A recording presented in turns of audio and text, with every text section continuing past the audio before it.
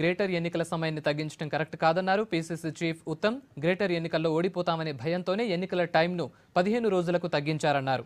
సీఎస్తో పాటు సీనియర్ ఐఏఎస్లు కూడా టీఆర్ఎస్కు తొత్తులుగా వ్యవహరిస్తున్నారని ఫైర్ అయ్యారు ఉత్తమ్. ఈ వ్యవహారాన్ని కోర్టులోనే తేల్చుకుంటామన్నారు.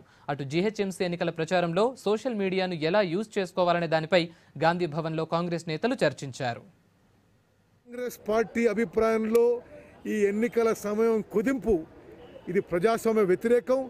ఏ విధంగా అయితే సీమాంధ్రుల ఓటర్లు తీసేశారో ఎన్నికల ప్రచార సమయం తగ్గించి ప్రజలకు నిజమైన విషయం తెలియకుండా ఎన్నికలు పూర్తి చేయడానికి ప్రయత్నం చేస్తున్నారు. దురదృష్టవశాత్తు చీఫ్ సెక్రటరీ సహా కింది వరకు ఐఏఎస్ ఆఫీసర్స్ ఈ విధంగా కేసీఆర్ తొత్తులుగానో టీఆర్ఎస్ తొత్తులుగానో మరి వ్యవహార శైలి ఇది చాలా చాలా దురదృష్టకరం.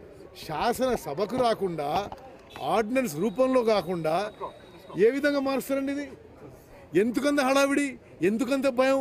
తప్పనిసరి విషయంలో కోర్టుకు పోతాం.